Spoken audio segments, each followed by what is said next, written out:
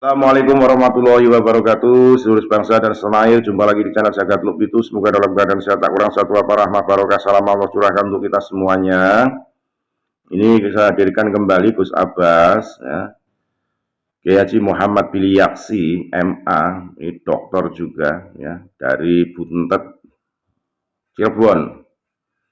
Beliau adalah sekaligus Ketua Umum Perjuangan Wali Songo dan Panglima Besar Laskar Sabilillah, memberikan pencerahan kepada masyarakat luas terkait dengan permasalahan nasab, tesis Kiai Haji Maduddin Usman Al-Bantani, ya, sejarah-sejarah kedatangan para habaib, kiprah peran serta bagaimana Mufti Batahiyah Habib Usman bin Yahya, ya, dan para kapiten-kapitennya. Ini dibahas tuntas oleh Gus Abbas, ya, di depan para masyarakat untuk sebagai pengetahuan bagaimana masyarakat jangan meninggalkan sejarah. Gus Abbas dengan lantangnya seperti biasa, beliau kalau berceramah begitu semangatnya menggebu-gebu, mengobarkan semangat juang, karena memang beliau adalah cucu Panglima Perang, ya, Simbah Abbas kala itu perang 10 November, ya. Di Surabaya, Kiai Hasyim Asy'ari tidak memulai perang, manakala saudaraku Kiai Abbas Cirebon belum datang, perang tidak akan dimulai. Karena memang luar biasa karomahnya. Dengan kedelai saja sudah bisa menjatuhkan pesawat tempur dari sekutu dan bahkan Jenderal Malabi terbunuh. Nah, inilah sosok cucu dari Kiai Abbas Buntet dulu, ini diteruskan oleh namanya sama, Gus Abbas. Pantas kalau pidatonya begitu semangat, ya, mengubarkan semangat kepada masyarakat untuk tidak melupakan sejarah yang ada, perjuangan Wali Songo, perjuangan para pendahulu-pendahulu, pejuang merebut kemerdekaan, ya, agar kita sebagai generasi penerus tidak kepaten obor, tidak meninggalkan sejarah yang ada. Lebih jelasnya mari kita simak bagaimana pidato beliau di hadapan masyarakat untuk memberikan sebuah pencerahan pengetahuan yang ada agar tidak meninggalkan marwah sejarah para leluhur, meninggalkan tradisi ajaran keilmuan Wali Songo lewat video berikut ini. Sekali lagi mohon maaf, NKRI Hakamat Nusantara milik kita. Assalamualaikum warahmatullahi wabarakatuh. Maka kita bisa menyatakan bahwa PWI dan Laskar Sabilillah itu bukan tandingannya NU, itu bukan berseteru dengan NU.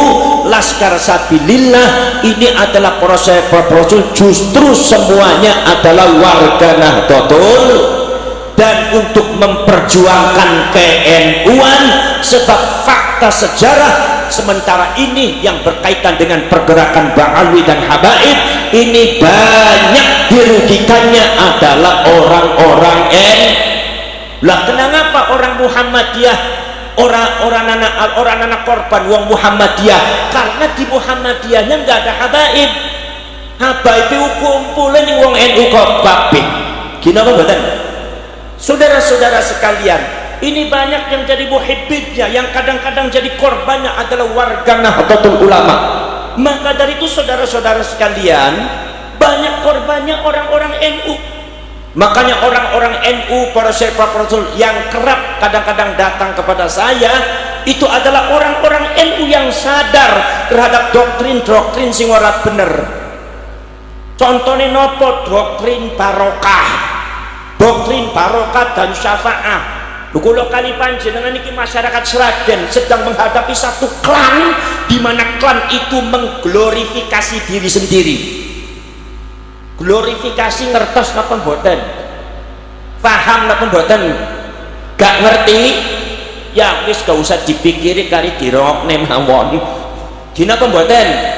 Glorifikasi itu adalah satu klan Ba'alwi yang mensucikan dirinya sendiri, seolah-olah klan Ba'alwi itu lebih tinggi daripada rakyat Indonesia, seolah-olah kiai mereka lebih hebat daripada kiai Indonesia. seolah-olah leluhur mereka lebih hebat daripada leluhur Indonesia, seolah-olah peradaban mereka lebih hebat daripada peradaban Indonesia, seolah-olah mereka itu adalah barisan orang-orang yang suci, seperti hanya barisan para malaikat yang tidak boleh ditentang, yang tidak boleh dikritik, sing ora oleh dilukai dengan satu doktrin. Siapa saja yang melukai, siapa saja yang menyakiti Habib, berarti tidak akan mendapatkan syafaatnya Rasulullah. Di sini maka masyarakat Jawa, masyarakat Indonesia dibutakan dengan doktrin-doktrin yang sangat menyesatkan. Kenapa mboten? Lah semeniko panjenengan tidak usah takut. Apa sebabnya? Sebab data empiris sejarah sudah dibuktikan oleh Ki Imaduddin Al-Bantani. Bukan sekedar Ki Imaduddin Al-Bantani saja, tetapi juga para ulama zaman dahulu, termasuk Syarif Aun-Rafiq, seorang raja abad ke-13, Raja Hijaz, itu sudah menyatakan bahwa kaum Ba'alwi sing disebut mari wong sagene Habib itu bukan cucunya Rasulullah, nasabnya nasab palsu. Paham napa mboten? Paham napa mboten? Kupinge bolong napa mboten? Bolong napa mboten? Ini tentunya berdasarkan kajian data, bukan berdasarkan kajian sembarangan. Datanya diambil, ilmu nasabnya dipelajari, bukan sekedar oleh kiai kita, Kiai Imaduddin Al-Bantani, tetapi ini sudah banyak, termasuk Syarif Auda dari Mesir menyatakan bahwa nasabnya Ba'alwi itu batal, disebutnya nasabnya adalah batilun ghairu sahihin, wis batal gak bener sisan.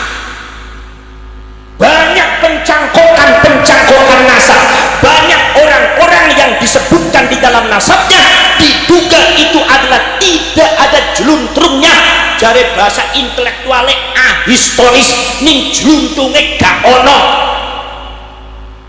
Maka dari itu para profesor, ini data-data sejarah Pak, termasuk Syarif Auda, termasuk juga Naqobatul Ashraf yang ada di Irak, Naqobatul Ashraf yang ada di Jordan, yang terakhir kali adalah Syarif Samsuddin Syarafuddin yang ada dari Yamannya sendiri, mengatakan bahwasannya nasab daripada Ba'alwi itu nasabnya nasab palsu. Mereka mengklaim dirinya sebagai cucunya Rasulullah dengan mencangkokkan nasab dugi dumateng Kanjeng Nabi, dugi dumateng Said Ahmad Al-Muhajir, dan itu ternyata sejarah gak ono. Bahkan mereka semua mencangkokkan nasab dumateng Kanjeng Nabi, tujuannya sudah tujuan tidak benar, yaitu adalah tujuan politik, menguasai Yaman, menguasai Hadramaut, dan datang di Indonesia dengan fighting judul Kanjeng Nabi, ingin menguasai Indonesia. Maka di sini rakyat Sragen harus segera bergerak. Siap napa mboten? Siap napa mboten? Siap napa mboten? Iki melu wong Jawa aja kalah kadari wong Yaman. Wong Jawa, generasi Jawa jangan kalah dengan generasi Hadramaut. Kenapa mboten? Jadi para para sedulur, niki fakta sejarah. Fakta sejarah bahwa mereka itu mendoktrin rakyat Indonesia wis gak bener. Gak bener pripun? Contohnya kados ngeten, Mbah buyute nyong, mbah buyute aku, iku bisa memadamkan api neraka jahanam. Lho nyuwun takon wong Sragen, percaya apa boten sampean? Percaya apa tidak? Kalau ada seorang Habib katanya bisa memadamkan api neraka jahanam, percaya apa tidak orang Sragen? Berarti jelas ini batil apa boten? Atas nama karomah, atas nama barokah, tapi batil gak bener ini. Gini apa mboten? Gini apa mboten? Sampai mau percaya apa mboten? Para syarif, para sedulur sedaya bawan, ada lagi sekarang sudah merebut daripada peran kewalian, seolah-olah Al-Baqi Al-Muqaddam yang disebut Habib Muhammad Ali Ba'alwi niku para syarif sing disebut Faqih Muqaddam itu katanya lebih hebat daripada Syekh Abdul Qadir Al-Jailani. Ini framing mereka dalam rangka menundukkan orang Indonesia, dalam rangka menundukkan rakyat Indonesia. Sebab rakyat Indonesia dari dulu ketika panjenengan kabeh niku mempelajari wali-wali Songo sudah ditanamkan satu doktrin keagamaan bahwasanya anggene Fatihah setunggal teng Kanjeng Nabi nomor kali teng sahabat tabiin lan tabiin selajenge Fatihah dumateng Sultanul Aulia Syekh Abdul Qadir. Betapa yang namanya pelajaran kita Syekh Abdul Qadir Al-Jilani, masyarakat Sragen diwaca niku manakiban kali zaman kemien ya hadiyu ya alim ya khabiru ya mubin alal kafi salatullah ala syafi salatullah dina pemboten ibadallah rijalallah itu sudah melekat dumateng lisane masyarakat Jawa Tengah sedaya. Iki teko Ba'alwi niku arep dirobah, badhe dirobah, mau dirobah seolah-olah ada orang yang lebih hebat daripada Syekh Abdul Qadir Al-Jilani. Sama ubah buyut mereka yang namanya Al-Faqih Muqaddam. Nyuwun sewu Faqih Muqaddam niku para syarek para sedulur berdasarkan data sejarah di framingnya adalah sebagai orang yang lebih hebat ketimbang Imam Syafi'i. Tapi Faqih Muqaddam itu orangnya tawadhu, makanya mengikuti mazhab Syafi'i. Katanya seperti itu, katanya bahwa yang namanya Faqih Muqaddam itu adalah seorang mujtahid, seorang yang istimewa, seorang waliullah, tidak ada tandingnya dari mulai sekarang sampai zaman akhir zaman. Betapa framing mereka sangat luar biasa, betapa doktrin mereka sangat merasuki yaitu adalah otak lan ati penggaline panjenengan sedaya. Boten kraos panjenengan itu dibius satu persatu menjadi orang yang mati suri. Para cerek, para sedulur sedaya, setelah kita gali siapa Al-Faqih Muqaddam, ternyata di dalam Tabaqatul Ulama'i wal Fuqaha, di dalam sejarah para ulama fikih dan fuqaha yang ditulis oleh para ulama-ulama seluruh dunia niku tidak ada catatan seorang Faqih Muqaddam, termasuk juga fuqaha dan para ulama ahli fikih Yaman juga tidak mencantumkan Faqih Muqaddam sebagai wong sing ahli fikih, wong sing ahli hadis orang anak. Ini menunjukkan bahwasannya Faqih Muqaddam itu tidak sebesar apa yang mereka ceritakan, tidak sebesar apa yang mereka doktrin di mata masyarakat Sragen. Ternyata kalau seumpama mereka memframing bahwasanya Faqih Muqaddam itu lebih hebat daripada Syekh Abdul Qadir Al-Jilani, nyuwun sewu, Syekh Abdul Qadir Al-Jilani karyanya ada, sejarahnya ada, muridnya ada, catatannya ada. Tapi ne Faqih Muqaddam sejarah orang dana, catatannya orang anak, karyanya tidak ada, muridnya tidak ada. Jadi framing semacam ini jelas ada tujuan dalam rangka melumpuhkan kegiatan dan doktrin keagamaan orang-orang Jawa sing mereka manut dan hormat di mata Syekh Abdul Qadir Al-Jilani segera akan diganti dengan Syekh Faqih Muqaddam, satu framing yang sangat tidak benar. Gina mboten?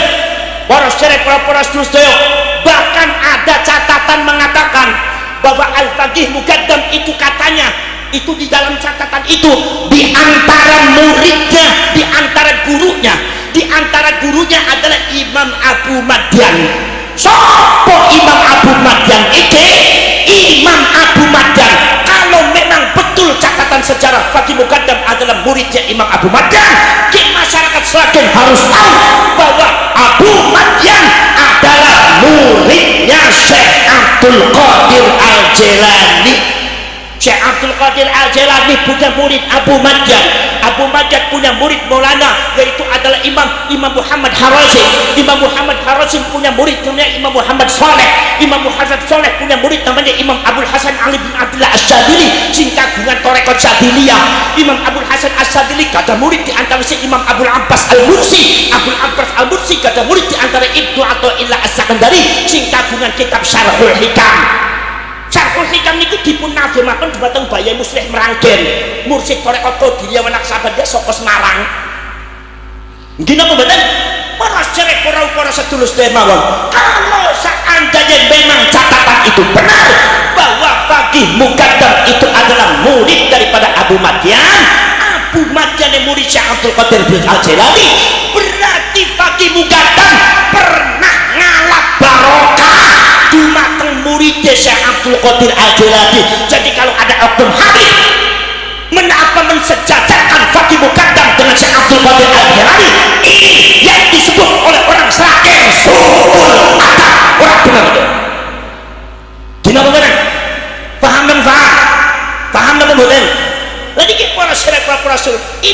harus tahu masyarakat Sragen. Para sedherek prawu, para sedulur sedherek mawon. Di antaranya adalah doktrinnya apa? Kalau membenci Habib tidak akan masuk surga. Kalau membenci Habib tidak akan tidak dapat syafaat dari Rasulullah. Ini doktrin yang menyesatkan. Tidak ada kaitannya syafaat dengan habaib dan ba'ali. Jadi masyarakat Sragen gak usah takut kehilangan syafaat karena tidak mencintai habaib. Gimana kan? Faham dan faham. Sebab apa Rasul? Kalau mereka menyitir ayat Al-Quran bahwa Gusti Allah Ta'ala ingin mensucikan Ahlul Bait, sampean ngerti bahwa Ahlul Bait di dalam Al-Quran dimaknai oleh Habib adalah Habib. Ini adalah penyelewengan makna benar.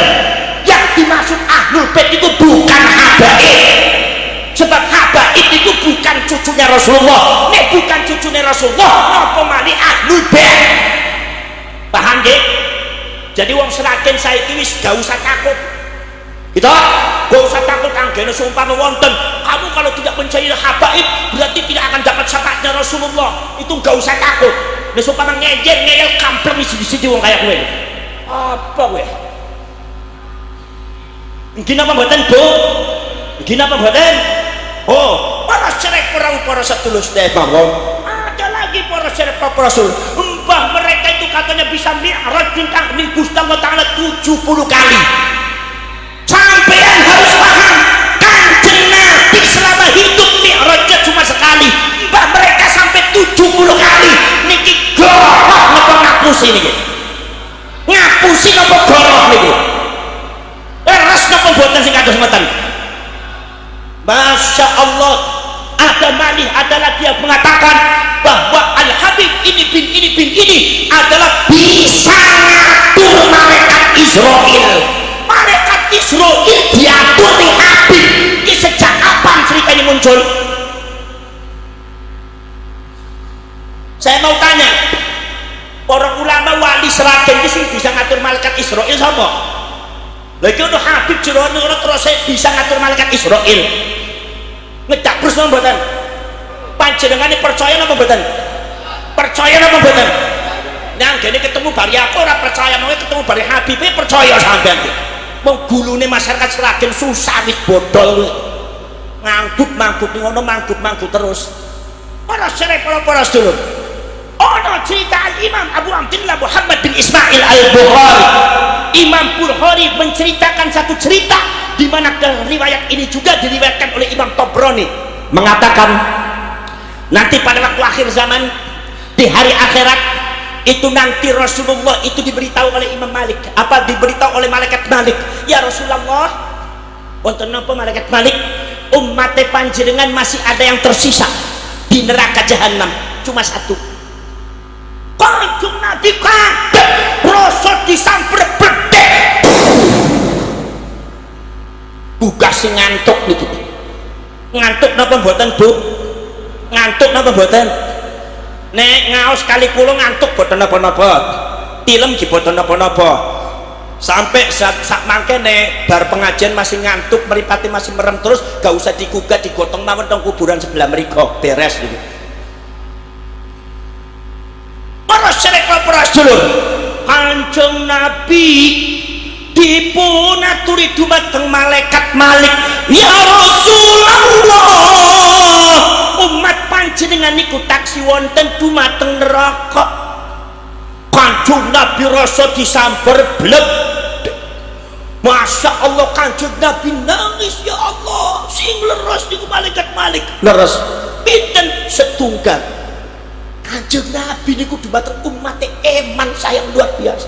Akhirnya Kanjeng Nabi ngendika, ya Malik, ya Zabaniyah, wahai Malik, wahai Zabaniyah, malaikat Zabaniyah, malaikat Malik, penjaga neraka, tolong keluarkan umat saya dari neraka jahanam. Tolong umat saya diantarkan kembali di timbangan amal,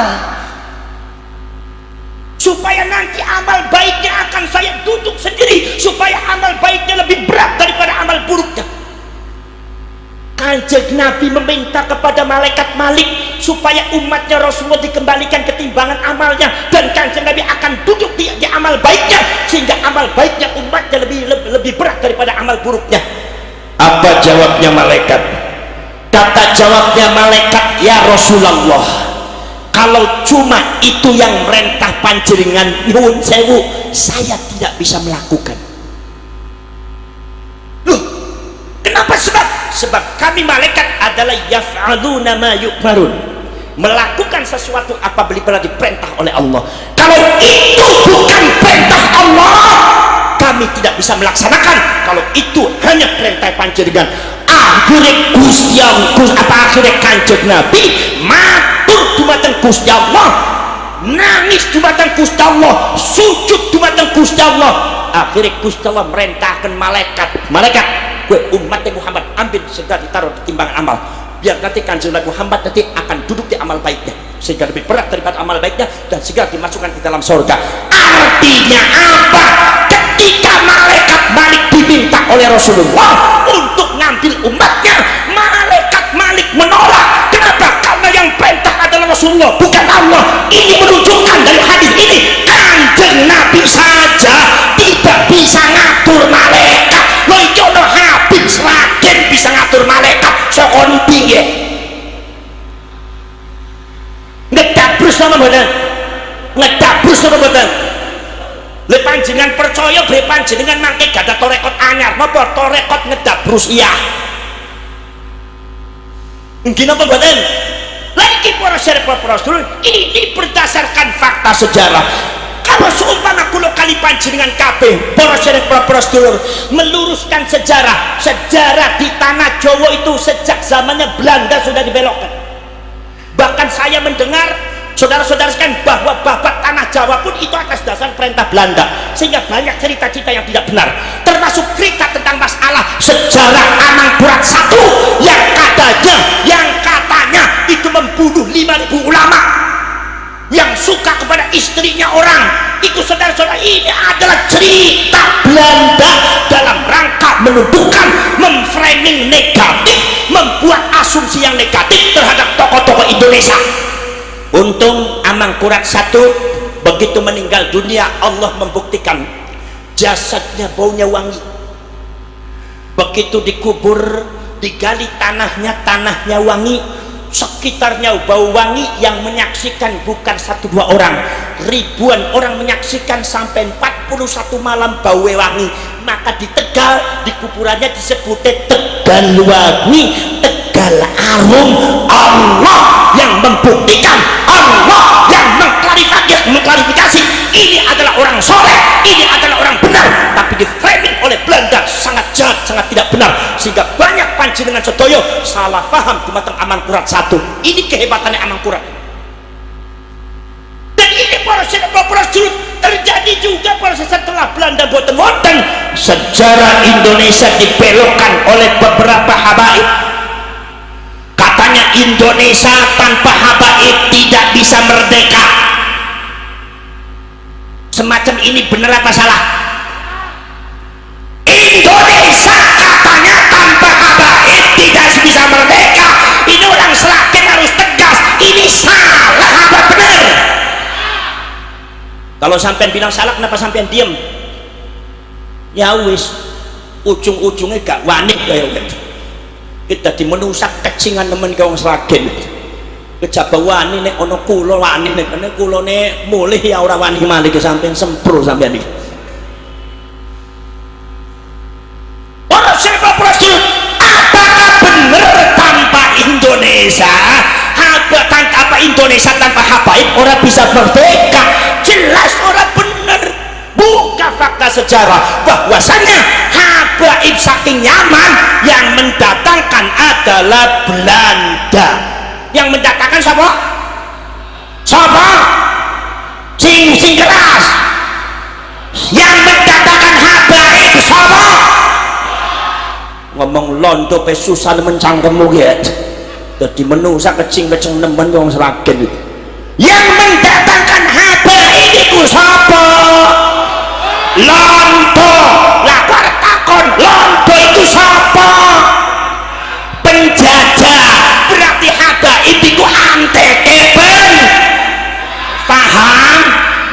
kupinge bolong ojo disumpeti gini mboten ya kadang-kadang susah kita masyarakat Seragen itu tengah jengan kulong dimanggut-manggut tengah jengannya Habib manggut-manggut mana kampleng isi-isi ya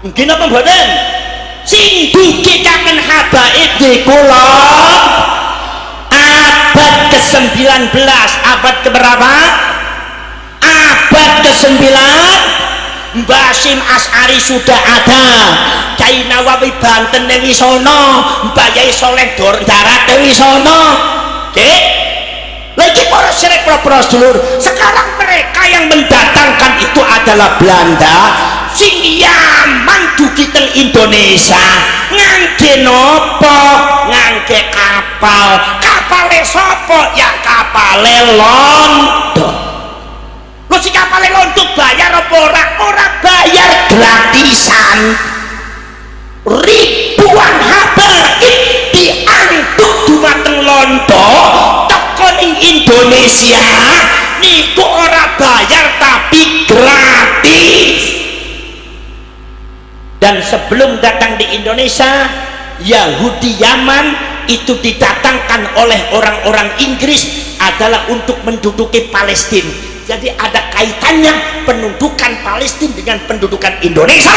Maka saya ingatkan ketika Palestina nasibnya sangat tragis, awas Indonesia, hati-hati. Yahudi saking Yaman sudah datang di Indonesia didatangkan oleh Belanda. Jangan sampai anak cucu kita bernasib sama dengan Palestina di tahun yang akan datang. Paham? Jadi ono PWI Laskar Sabilillah penting apa ora? Penting apa mboten? Sebab Kiai NU ono sing wani ono sing ora, pengurus NU ne ono sing wani ono sing ora, Ansore ono sing wani ono sing ora, Muslimate ono sing wani ono sing ora, Fatayate ono sing wani sing ora, Bansere ono sing wani ono sing ora. Lah sing wani-wani ki mlebu dumateng perjuangan Wali Songo Laskar Sabilillah isiye wong NU sing wani. Paham mboten? Para syirik para sedulur, mereka didatangkan oleh Belanda sampai di sini buat apa? Mereka datang digratiskan oleh Belanda, diberi makan oleh Belanda selama perjalanan sampai di Indonesia.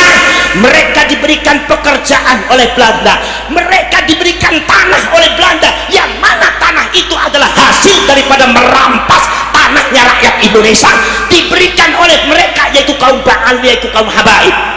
Paham? Setelah itu mereka kerja teng sinten teng Belanda. Seperti contohnya kapiten Belanda itu kebanyakan dari bangsa Ba'alwi. Nek ora Ba'alwi bangsa Yaman masyayikh gitu.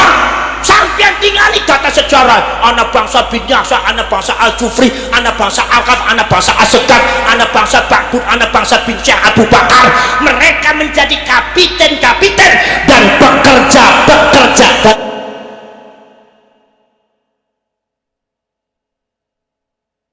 daripada Belanda, termasuk Habib Usman bin Yahya diangkat jadi mufti Belanda untuk Batavia.